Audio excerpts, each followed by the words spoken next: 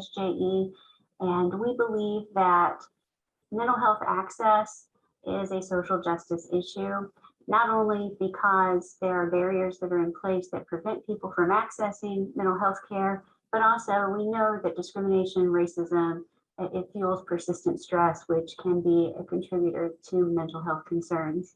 So we have a panel today that will be talking about these, and we're going to start with Dr. Amy Chan Hilton, who is the director of the Center for Excellence in Teaching and Learning.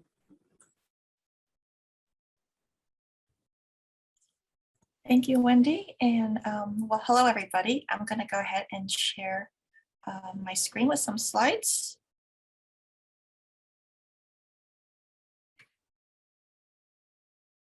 So to start us off, I want to talk about trauma-informed teaching and some background for everybody who are working with students in the context of instruction and their courses. So first of all, why do we want to even consider trauma-informed teaching? And I'll explain what that is in a moment. But I'm going to start with the premise that we want all of our students to fully engage in their learning in our courses, meaning they can fully engage in the class activities, if it's in person or synchronous, or engage in the activities that are presented to them online, engage in the learning opportunities through coursework, assignments, assessments, projects, all of that. However, there's a lot of reasons why students might not be able to fully engage in their learning experience in your course. Certainly there's stressors related to the course itself, right? Learning is hard. There's assignments, there's deadlines and things like that, but there's other pieces to consider as an instructor. We need to acknowledge that our students are likely have or experiencing trauma in different ways. And a definition of trauma by the Substance Abuse and Mental Health Services Administration defines trauma as individual trauma that can result from an event, series of events, or set of circumstances, and that it's experienced by individual as physically or emotionally harmful or life-threatening, and that can have lasting adverse impacts on the individual's functioning, mental, physical, social, emotional, and spiritual well-being. So with that in mind, there's lots of ways that our students can experience trauma. And we actually know from data that there is quite a prevalence in trauma. And a recent report from the CDC says that 62% of adults have experienced at least one potentially traumatic event before they turn 18. And then an older study says that college students can experience an average of 6 potentially traumatic events over the course of their 4 years of study in college. So, there's lots of opportunities for students to have this trauma experience. And then added to that, from that justice point of view, is that there's an inequity in trauma. Some groups have maybe more likelihood of experiencing trauma. That can include women, individuals from lower socioeconomic status, and individuals who are racially minoritized or marginalized.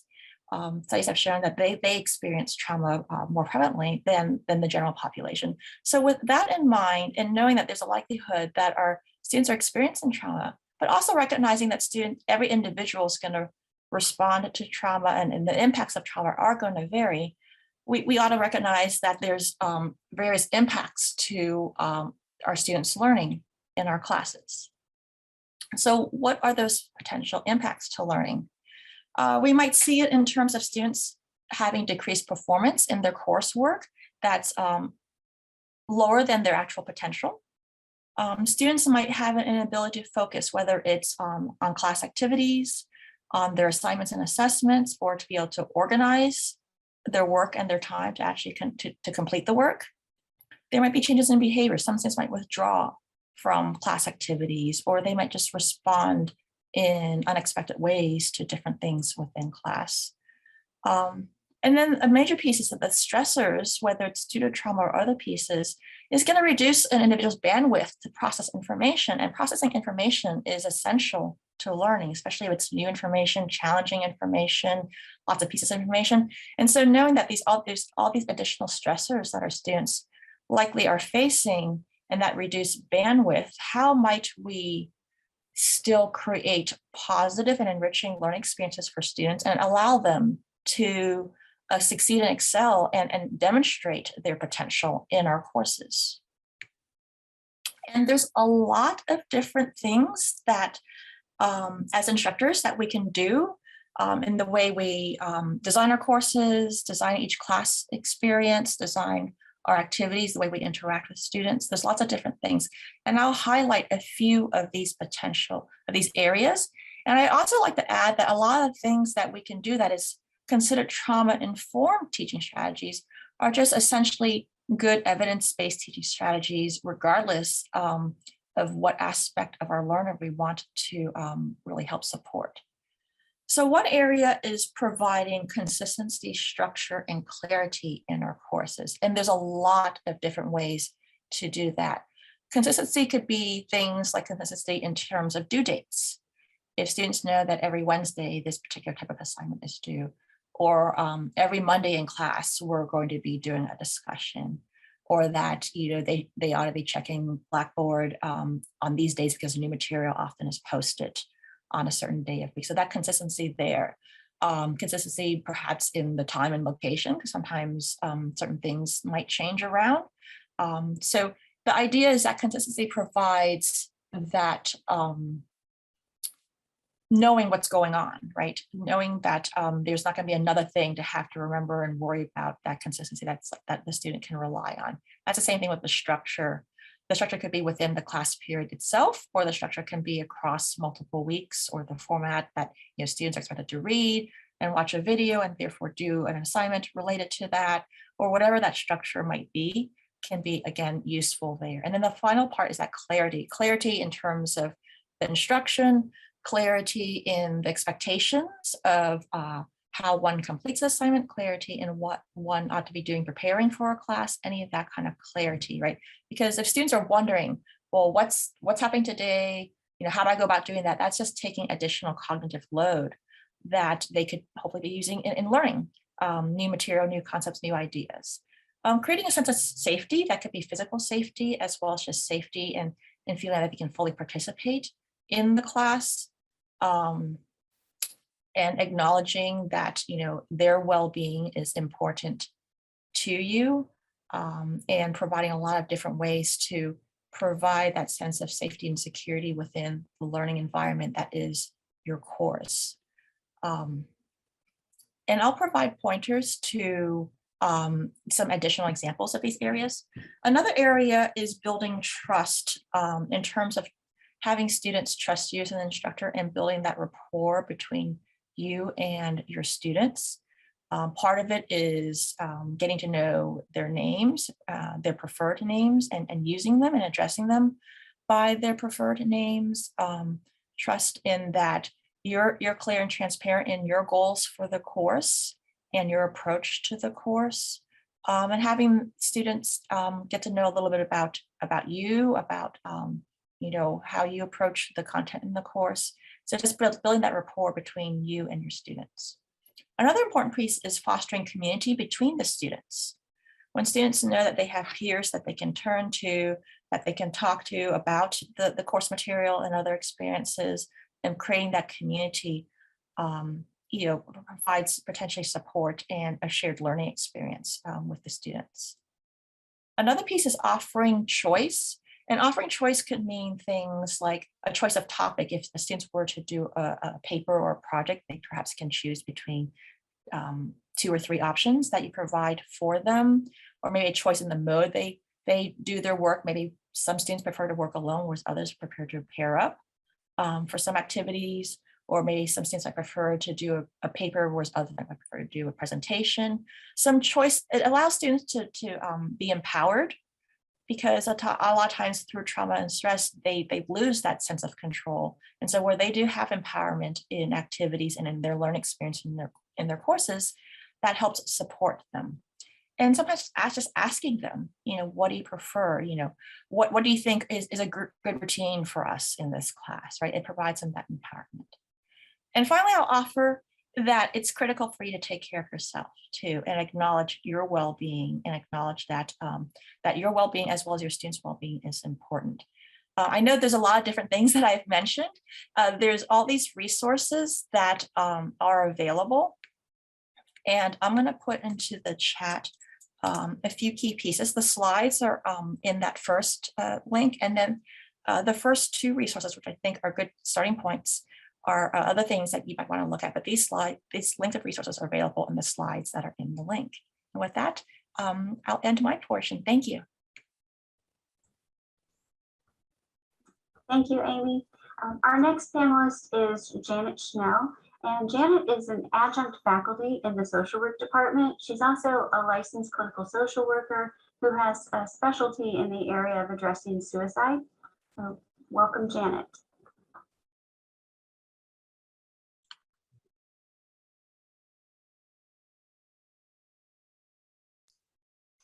Sorry, it took me a little bit to find the unmute button. Thank you, Dr. Turner. I appreciate you inviting me to this panel presentation. And thank you, Dr. Hilton, also with that insightful information about trauma. I appreciate it. My background is in suicide regarding, I'm considered a suicidologist specializing in suicide prevention, intervention, and after a suicide occurs. So a little bit of statistics that people may not be aware of, but 47,511 deaths have enrolled a suicide, with 23,000 of them by a firearm.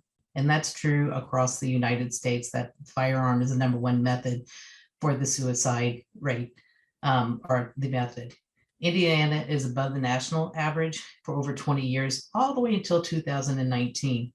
And Kentucky has been above the national average for well over 20 years. Yesterday, SAMHSA just released a new statistical information where we are seeing a great increase in suicidal plan and attempts due to COVID. So we know that we need to prepare for the after effects of a pandemic, that we will see historically that the suicide rates will go up. And so we need to be prepared. We need to watch out for our students. We need to know what we can do to intervene so that they don't die. Mental health problems often first appear between the ages of 18 to 24 years, and that's due to the genetic changes that happen in our body and a lot of new stressors that occur. Suicide is the second leading cause of death for college students. Many people don't realize that. We need to be aware of the available resources. Most times that when a student is thinking about suicide, we have what we refer to as psych ache, which means that there's so much pain inside their head, they can't think clearly. And it starts to exhibit in pain in their body. And when this occurs, they don't realize that there are actually resources that they can gain through the university to be able to help, so that they're not alone in their struggles. We also need to change the cultural attitudes around suicide and mental health, identifying it's okay to ask for help.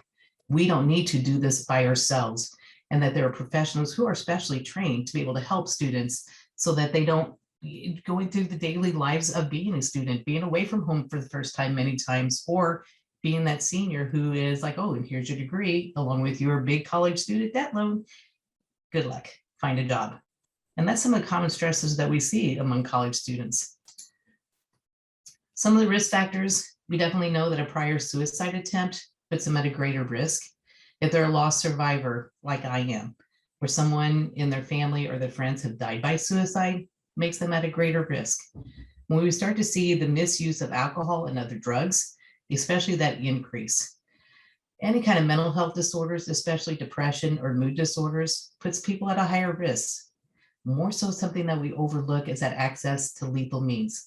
Lethal means as in acquiring of a gun, stockpiling of pills, making plans or researching different methods to die by suicide. Social isolation. If we know a student isn't coming to class, what is your plan? Do you reach out to them? Do you send them an email or text message? Hey, I missed you. What's going on? You'll actually find out quite a bit from your students that maybe there's something that's personally going on. They're not able to come to class. They need help. And that's a great way for you to intervene. A chronic disease or disability, or even the thought of having a disease. And then again, that lack of access. Again, we just don't, many students don't know that there are other resources that are out there, that they don't have to struggle alone, and that there are other people who are out there. Even as a professor, you can help by sitting down and talking about the course, the expectations, and different ways of looking at things for clarity. What are some other warning signs that they maybe talk about feeling trapped? that there is so much of that unbearable pain, that psychic, like I had said earlier. And so when they feel like they're trapped, that there's no choice, that maybe their grades have plummeted, they're going to lose their scholarship without even talking to you, that they get this idea planted in their head, and then they feel good all alone, and they fail people. And then they may start to feel like that they become a burden to their family members because of the not failing, or because of failing a class. They can offer the different reasons. I don't identify what trap means, what a burden means. They define that for me. Again, we also see that increase of alcohol and drugs. We also pay attention to reckless behavior, that if the students in class are starting to talk about some of the things that they've done over the weekend and some of that very dangerous behavior of putting their life in danger, is something that we have to pay attention to. Another warning sign is sleeping, that if they're sleeping more or if they're sleeping less. More importantly, in the classroom, are they staying awake or are they sleeping? And it is something that's completely different than what they've exhibited earlier. That's a sign. Change in appetite, we have to watch if they're not eating or if they're eating a lot.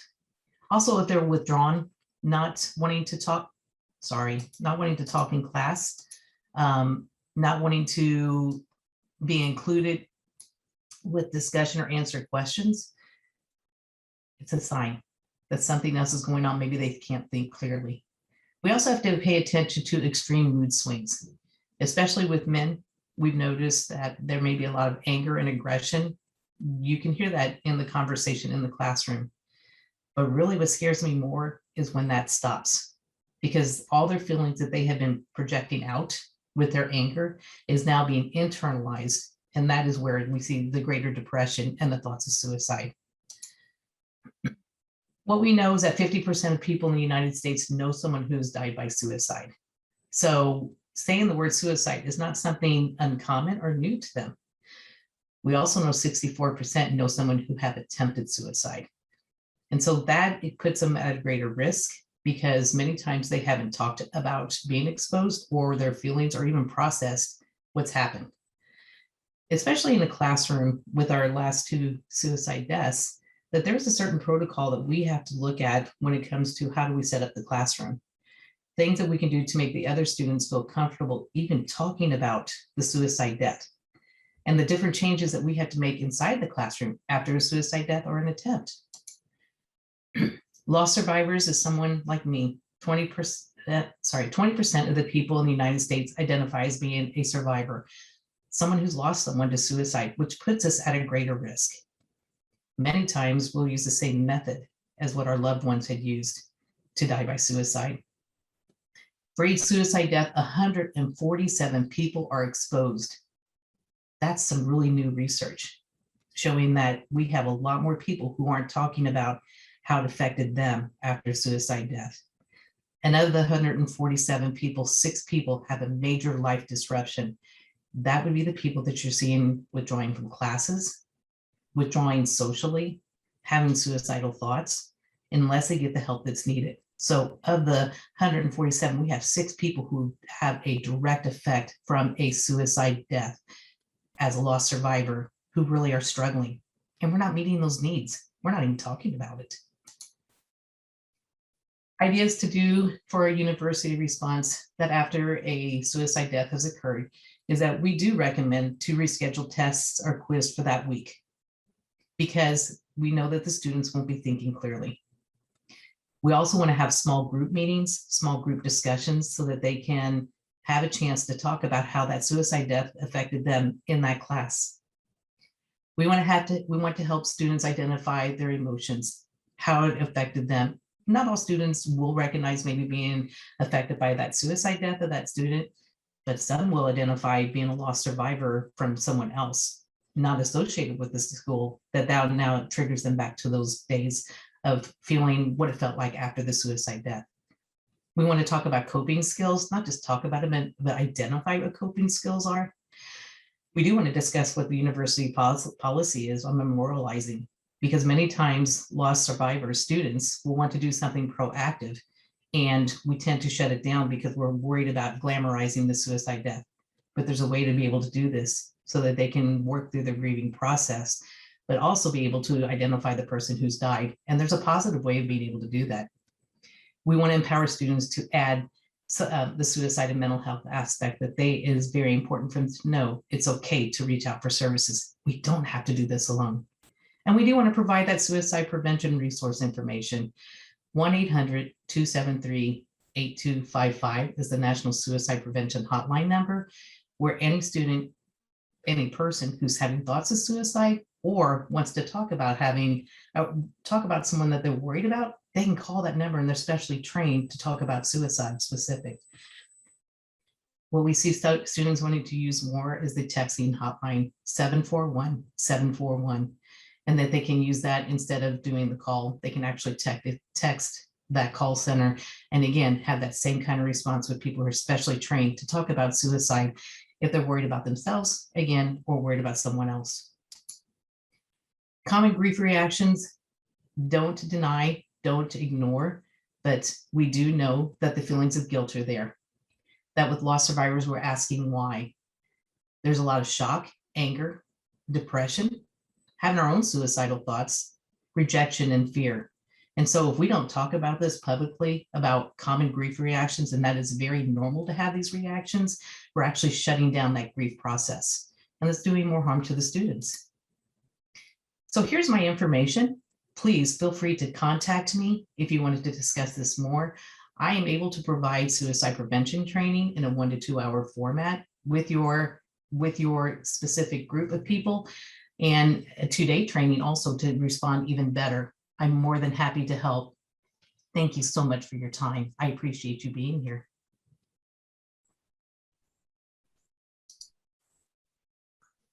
Thank you, Janet. That was very helpful. We appreciate your insights into that.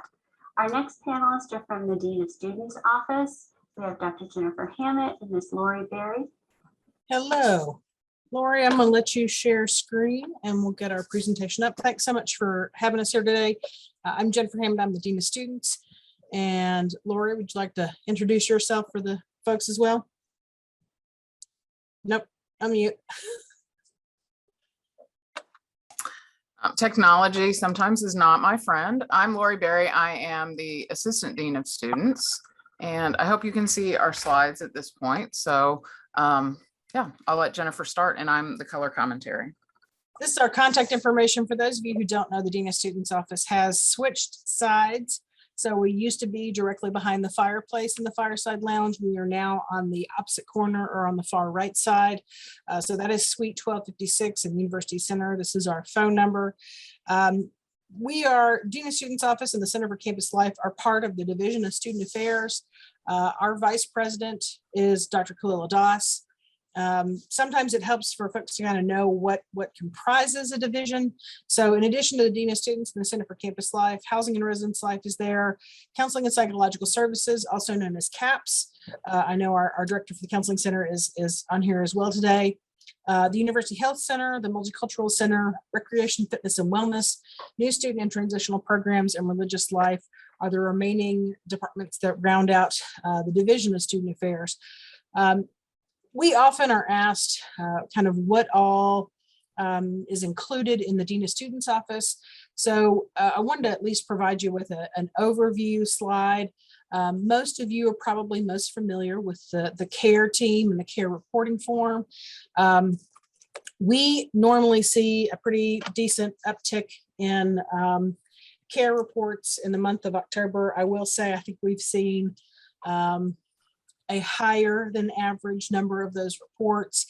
One of the things that we've taken on in the last 22 months has also been serving as the student hub for contact tracing on campus. You've probably gotten a faculty notice or two from us during the pandemic. One of the things that I would say, historically, we talk with students about a lot is how to take advantage of the resources that are available to them. And I feel like we talk a lot about resiliency and what that looks like. You can fail a test and not fail a class. You can have a breakup and rebound from that breakup. The two numbers that I keep hearing over and over again is that pre-pandemic numbers, 18 to 24% of kids K through 12 had some stress, some depression, some anxiety. And we're seeing that closer to the 80% number. And the data points on that come from not only K through 12, but also from some college data as well, that 4 out of 5 students are really struggling to not catastrophize. I feel like the number of times I used the word catastrophize before the pandemic was hardly ever. And I see that often now in terms of, this is the worst thing ever. I'm not going to recover. I don't know how to do it. So certainly if you're receiving emails or you're having exchanges with students and you're like, they are not okay, reach out to us. We're happy to connect them and to work with them. One of the things that I know we have asked of you, and I'm gonna ask you again, we have to try to be as flexible as we can be. I'm not asking you to rewrite your syllabus. I'm not asking you to create additional exams. But I do think that we have students who cannot see a way out of a bad situation in the classroom. And so we'll work with you on that. I think I'm probably on the phone with the provost's office as close to every day as I know how to be. The next slide looks at some of the folks that we talk to on the regular. We have a lot of close resources and partnerships here on campus. And you're going to learn, faculty know things that we are never going to hear about because they're going to include it as a justification for why the bottom's fallen out, why they're behind, why they're not turning their assignments in. I want to give an example because I think it's important. We learned about the second suicide this year from a faculty member who thought it was in regards to the first student death. But a faculty member filled out a form and I said, hey, I just needed you to know. I'm sure you already know. I love when faculty members start, I'm sure you already know that. Tell us anyway, because there are things that we don't know and they will get to us late. I'll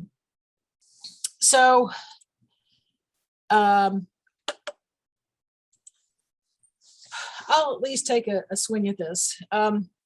There were a number of calls that came in with regard to the coverage of the student suicides by the student paper. I can tell you I've worked with student media for about 15 years.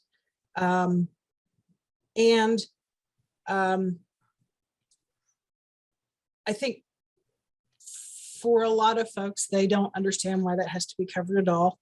For a campus of this size, when we have a student death, no matter who it is, it's impactful. And I think when we have things that are impactful on this campus, the student paper is going to feel like they need to write about it. Our position at the university is we don't believe it is our place to share how a student dies. And in terms of announcements to campus, we typically wait until the obituary is released before we send out a message to the campus. With the first student death, because that one happened on campus, we did need to alert the campus so that students who were in residential housing knew that there wasn't a larger threat to campus, right? When you see emergency vehicles, it's our obligation to let them know that there's no further threat on campus. When the unthinkable happens and you lose 2 students in 1 week, then we also have to again, alert the campus community to another loss. I think part of what we try to do is at least signal that something's going on, right? And that anyone who has previously dealt with an unexpected death, in these cases, self-harm, death, that it can be triggering, right? If you had a friend from high school who passed away, if you knew someone in college who died by suicide, it can be re-triggering, right? It can bring that trauma front and center like it had been previously. And I think even for some students, even if they lost someone during the pandemic due to COVID-19, they still don't necessarily know how to process feelings or the emotions that are associated with that, because it's not like we could travel and go to the funeral. All I know is that this person that I used to go to camp with is dead, right? I don't know. So one of the things I will tell you is that with student publications, the university doesn't have publication discretion.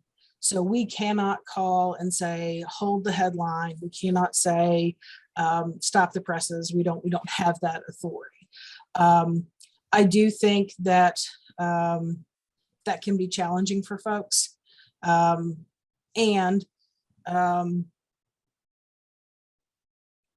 think you're seeing more publications that are confirming cause of death as this is simply a fact-checking mechanism for us. I know a lot of folks in the community struggle with that, but I also have seen that other places. So I don't know if that's just a shift in journalism that we're going to see going forward. But again, I don't know if students are going to say, hey, I'm having a hard time because I heard about this other thing. I would just say, try to follow up and say, is there anything else I can do? Do you need to take a day? Let me know so I can work with you. And then if they share kind of what's going on, if you want to drop that into a care report, then again, that first outreach we do just says, hey, we understand you might be struggling. If there's something we can help you with, here are some resources. Let us know if you want to come in and have a conversation. And we have a pretty high pass-through ratio of the number of students who actually show up because they want to have a conversation. Last thing I'm going to point out is just our contact information. This is a good slide for folks if they, for whatever reason, if you haven't yet called us, here's the names of the folks that are in our office, our different social media pages. We do try to address this through social media some as well. We did have the student panel Monday evening. I felt like that went really well. I feel like students do appreciate when other students talk about their experience, because I think it helps to normalize that this is hard. And I think it was also good for them to see some students in recovery who say, yeah, I struggle with anxiety, but I'm still here. Yeah, I struggle with depression, but I'm still here. And here's how I'm making that progression work. If you'd like us to come and talk to faculty, if you'd like for us to come out and have a conversation, if you have thoughts or suggestions on how to improve our care process, obviously for FERPA reasons, we can't email everyone you back and say, hey, thanks, that student came in and here's what's happening. But if there's someone that you continue to have concerns about, or, if it's something that is imminent, the faculty member who provided notice to us, I picked up the phone and said, gosh, thank you so much. We didn't know, we're on it. So where we can, we'll try to connect more directly, but we do at least try to have that system send out a thank you, we've received this, we're working on it. If there's anything else that I missed, Lori, that you want to capture? I would just say we want to continue to be partners with you, with the students. And while we're focusing on mental health, we certainly know that when students are coming through our office, it's often a layered approach. It could be mental health, it could be a physical situation, it could be a lot of things. And so we, with those care reports, reach out to the student within 24 hours. We're trying to have those conversations with the students, and we very much want to continue to partner with you, because as Dean Hammett said, a lot of times you're hearing information that we aren't, and you're in communication with students in a different way than we are.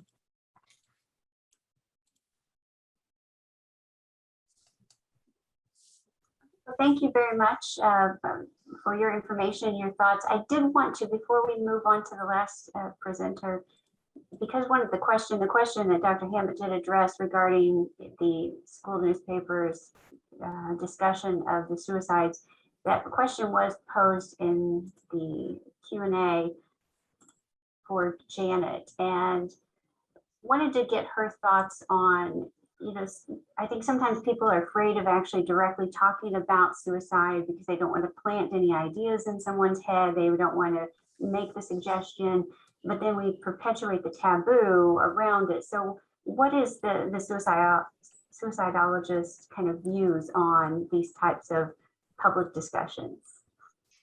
I just reviewed some of the comments that were made through the newspaper and greatly appreciate the way it was printed. That what we know is that, well, Suicide Prevention Resource Center actually provides media guidelines. And things we have to pay attention to is we don't want to identify how the suicide death occurred. So give great examples of that. We also don't want to glamorize, as in look at them as a hero for the way that they died. But we also want to understand that it's a mental health issue.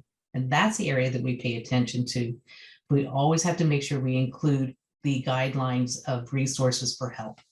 That at the end, usually at the end of the story, is that we always have to have those resources. So the suicide prevention hotline number, the texting hotline number, the counseling center's number, so that as students are reading this, that they know, first of all, that it's real, that it happened, so where it's okay to talk about it, but also know that there's resources for help.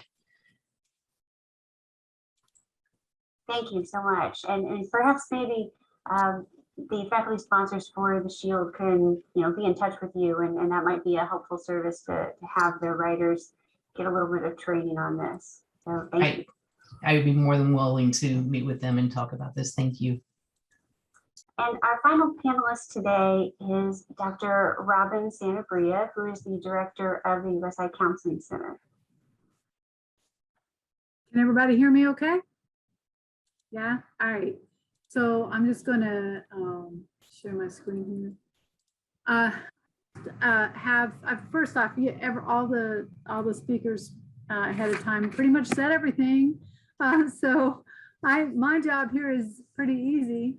I have some thoughts though about where we are as a university and where and I see us as the most important thing, I think, at this point with COVID and everything that we're adjusting to, is that we work as a team. And I know that sometimes we tend to get into our towers and kind of isolated. And so I think that one of the most important things that I hope that comes from this discussion is the importance of us collaborating. Here at the Counseling Center, we're actually CAPS now, so Counseling and Psychological Services. We obviously have been short-staffed, and we remain still with several vacancies like most of you all do in all of your departments. We know we're not the only ones. But I think sometimes people are hesitant to reach out to us because they feel sorry for us and that we're working with, know that we're seeing lots of students, and we are. But we might be small, but we're mighty. We have a great staff, and with the addition of Aaron Fryer as our assistant director, we're very fortunate to have him, and Jacob Hart. So we are all working very hard, but we also want to be available. We are seeing what's going on with the students firsthand, just like many of our speakers are, presenters are. But we have, definitely some insight about what's going on, and, we want to be available to help as consultants. So first thing to think about with our students, and I think sometimes we forget this, our students come into university because they want to advance. They're in a process of some sort of change. They're in some sort of developmental process. And we've all been through a developmental process, right?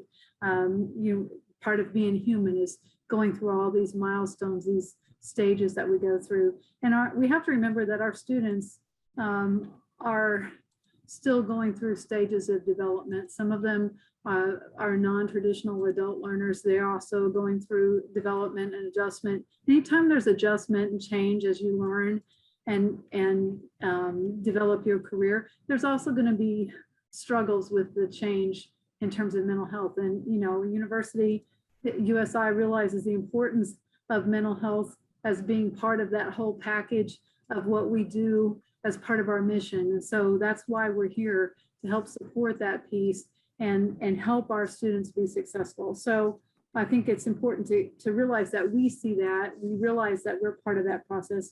But I think sometimes we forget that our students this is the first time that they've had significant changes in their life, or for the first time being on their own, or whatever their adjustment is. And I think it's important, as was pointed out, some of those important pieces about trauma in the classroom, all of those points noted are important, I think, for all of our students. That clarity is important because they're going through a change. And when you're going through the stress of a change, it's important to have partners who realize and understand that. And all of the faculty, professors who all represent that hands-on. I make the analogy of pilots in the Air Force. You are every day with the student, you are eyes and ears seeing what's going on. The advisors, the same thing. So we value what you all are doing with the students. And I feel like the more we can work as a team, the better off we are. So thinking about our mission and how can we help make our students be successful in that mission, to look for barriers and challenges, whether it's because of their mental health or equity, diversity, inclusion, all of those pieces, looking for those barriers and try to eliminating them as much as possible, work through them. Also, I think, and we are all victims of COVID, right? We're all struggling with this new world. It's important for us all from a psychological standpoint to realize that things are not going to go back the way they were. There are a lot of things in this world that are now going to be different. And some of those changes are going to be more difficult than others, but a lot of the changes are going to be good. And in the counseling center, the fact that we've gone to telehealth is a great thing that we have that option, because if you think about it for our students, it makes us more accessible in many ways than we were before. So just in terms of for folks, in terms of accessing, if you think about direct contact with a student and what can happen, obviously they mentioned the care team reports. We're on those care team reports. We're also on the public safety reports. We work pretty closely with the DOSO to help process things and work through challenges. So again, part of that teamwork. So those care team reports are very important. But I also want to emphasize that we are here, we are a resource for you. I know several of the incidents that have happened this year and last year with students. I know a lot of people were struggling with what to do for those students. And I just encourage folks to reach out and to consult with us as a resource, to be able to help you figure out what might go on, give you some thoughts about that. We want to be a resource on the individual basis with students, but also, as you're looking at making changes, projects, making process changes, don't be afraid to reach out to us. We would love to be able to help and consult and give pointers and thoughts and just bring a different perspective to whatever projects you have going on. We want to be a big footprint as it relates to helping with the mission of making our students successful in their time here. So besides the consultation, I also I have on my screen here showing you the counseling website. A lot of people are aware, may not be, but students can now access, when again, this is part of those benefits from COVID, we now have direct access. People can click on our website and be able to see directly how to sign up for an appointment. Students just go straight in there, and we process those requests within 24 hours working day, and they have the option to request an urgent appointment. That makes a difference. We'll process those same day. You'll also notice here on the website that they have an option for off-campus. Right now, this is the way this is set up through Thriving Campus. These resources are providers that the students will have to pay out of pocket for. But the good news is that very shortly, we are about to have launching a new program with a third-party company where we will have 24/7 counseling appointments accessible to students, and we will the company that we're going to be working with has providers across the country licensed. So when we have online students through like the adult learner program or whatever, we have online students that are not living in a state that we are licensed in, we're going to be able to provide offer that service. We also will be able to offer 24-hour, what they call Talk Now, where they'll be able to talk to someone without a scheduled appointment, and health coaching. So we have been diligently working as a team, not just here at CAPS, but the IT and PR, Kendra in the front office, working to get this rolled out. We hope to have this rolled out within mid-November. So we know that this will be a great resource for our students. And we will look for more information about this. In the meantime, I want to point one more thing out. We have something called Talk Campus. This is a 24-hour social media platform, anonymous, for our students, that we're providing for the students. And when they're not willing, or when they're struggling with the stigma of mental health services, this is something they can read. This is a resource they can reach out to 24/7 anonymously to ask for support from, and it's a peer-to-peer support across the country with other universities who also offer this program, and also internationally as well. It is monitored by mental health professionals 24/7. So if there's any urgent issues that come up, that is handled appropriately. But I just want to emphasize that we have these resources. And if you have any questions, like I said, if you've got a student you're concerned about, you're not sure whether to put in a care team report, or maybe you just want to have some advice about how to work through something, we're very happy to have those conversations. So please don't hesitate to call and talk with us. I believe that's all. Thank you for allowing us to be part of this platform. Hey, Robin, are we still looking, fingers crossed, hopeful, middle of November for the launch of Timely MDs? Yes, middle of November 8th. We have some bugs that we're having to work out. And so that's what we're looking at right now. Okay. I hit the wrong button. I was going to type that answer in. So for that question, I wanted to make sure we got that answered since I hit the wrong button. We had a few other questions as well that were posted in the Q&A. There was one regarding the 24/7 service that Robin just mentioned. Is that something that, when will that be coming up? You said, pretty soon, you're hoping mid-November.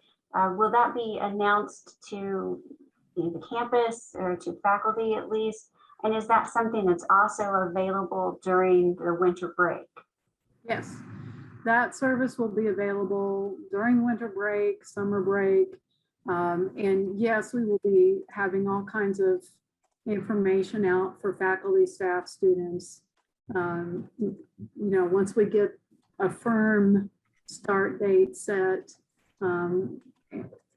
we've got, like I said, there's some bugs that we're still working out, but yes, there will be all kinds of information forthcoming. There was also a question about whether or not, let's see, very often students will stay after class to discuss why they haven't turned something in, and they will, kind of reveal to you that they are really struggling, and maybe even express that they have some loss of hope or maybe a desire to harm themselves. What should the faculty do in that moment, right after that moment ends? Should they put in a care team report? Should they call you in the counseling center? When it's kind of a crisis situation, what would be the preferred route for faculty to take? Obviously, if the student is saying that they're going to kill themselves, this is, and they, they're voicing that they have means. I mean, in those cases, if there's a very serious, we can't leave that student alone. We need to call public safety right away if the student has voiced imminent threat, right? But if the statement is thoughts about, suicide, obviously they, are struggling with their classes, and they're in a moment where they're trying to disclose to that information to the professor. There's always the option to call us. And we have many professors that have called and walked students over, and we're very happy to be a part of that conversation to kind of sort through it together. about what the options are and what's the best thing to do.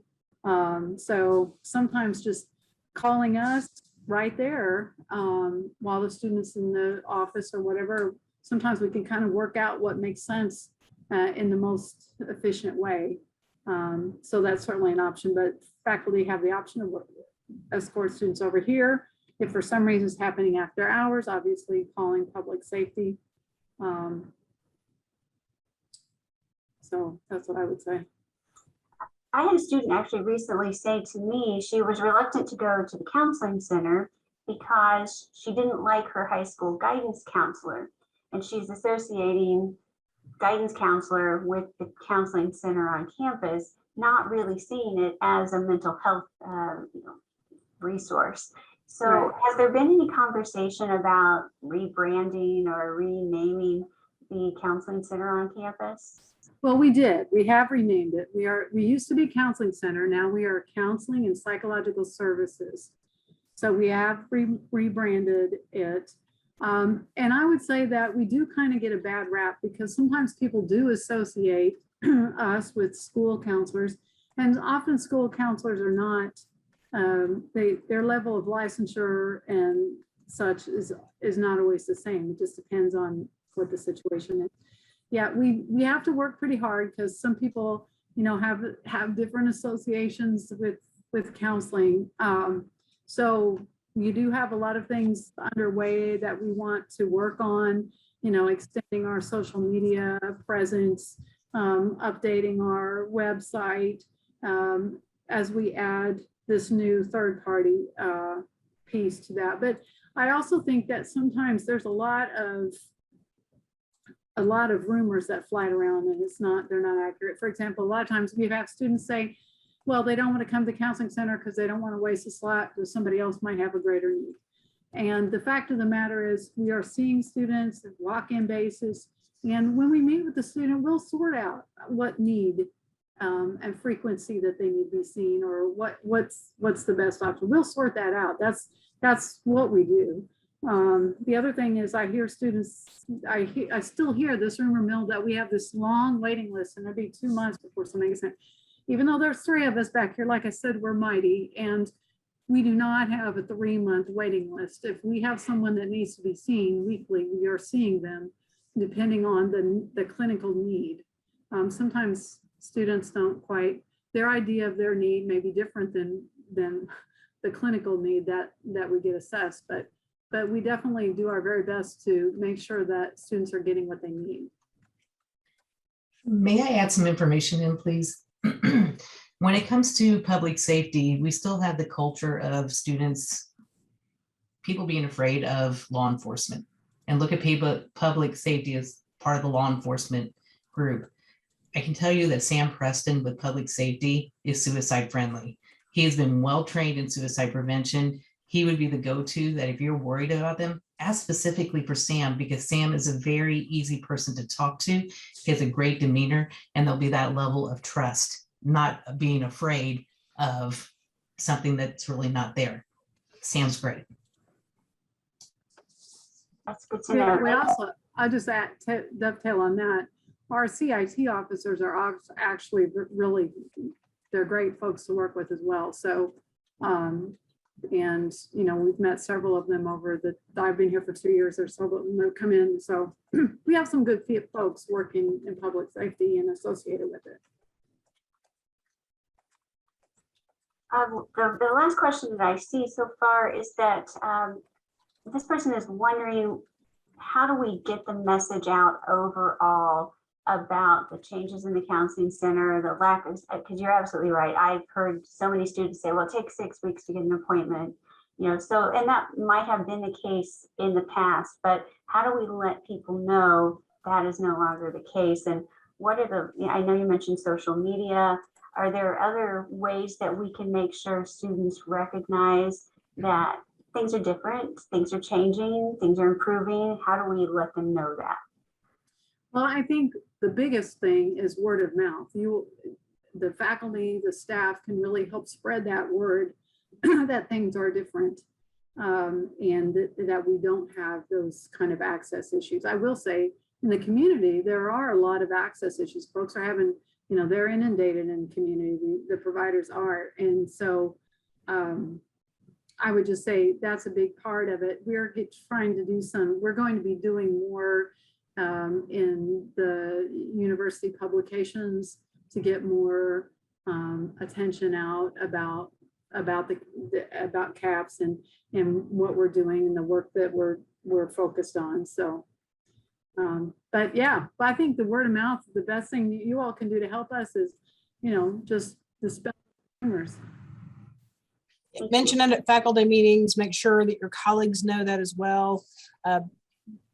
We have to combat that misinformation on two fronts, right? We want to make sure students know, but again, we know they're going to come to you with things that they're not going to contemplate getting to us because we're not grading, right? If they miss a class, I'm not going to say we don't care, but you care about it in terms of what's on the syllabus and what their accountability standards are. So again, making sure that your colleagues know that we're open for business, that certainly I feel as I'm saying this, that the other folks in the office are gonna feel that force, right? We're suddenly gonna get a flurry of activity of care reports today, and that's great. So I think, again, making sure that if we can connect those dots, if we can get them, because if they're in crisis, absolutely, I'll echo what Janet said. Sam does those trainings on campus. He does them with law enforcement. And I think for a lot of folks, it's just also, the student panel was really clean on mentioning that they really like the option of telehealth. They like being able to be in their room under their warm, fuzzy blanket in a space that's safe for them, if that's what their situation is, so that they can then connect with someone to say, I'm really struggling, but at least I'm in my comfy jammies or whatever. So again, if the stigma of walking over to the OR Center is a problem, certainly with the expanded services, we'll be able to see more students with telehealth, but they can still make telehealth appointments now as well. So I do think the other piece is to remind them that service is still ongoing, and we will continue to provide that option as well. One final question before we wrap up is for Janet. The language around suicide is changing. People don't necessarily, I spoke with a mother whose child had died, and she said, he didn't die of suicide, he died from depression. And so what is the preferred way that we talk about it now? As a loss survivor, we let them use the words that they want to use. But as professionals, we're looking at making changes. So we don't use the word committed suicide. Instead, we use died by suicide because committed is associated with committing a crime. Depression is not a crime. We also use words of separation like suicide loss survivor, who is someone like me who lost a loved one to suicide. And then we also have the word lived experience for the people who have attempted suicide, because it's a very different grieving process, a very different therapy. And so we start to use different words like that, but definitely by adding in that they died from depression. That helps to normalize or to identify that the suicide was the ultimate death, but what led up to it was the depression. And it's never one reason why someone dies. It is a multitude of different reasons. And that's the area that we really need to focus on, that it's not just one reason why someone dies by suicide. There are many other factors associated with it. And so there's definitely been a cultural change, but that's more professionally that we look at. We don't ever tell people who have thoughts of suicide, or if it's a lost survivor, that they need to change their language. They need to be able to express the way they want to, and they can express it in many different ways, and it's okay. All right, thank you. We can continue the conversation with additional thoughts and questions on Monday at the town hall meeting. That will be at 4 p.m. and that is also on Zoom. That is the Student Mental Health Town Hall, and welcome everyone to participate in that event as well. And thank you to all of our panelists and to the Center for Social Justice Education for hosting this event, and the panelists for sharing all of their knowledge and experience. And I appreciate everyone who participated and attended today. Thank you very much.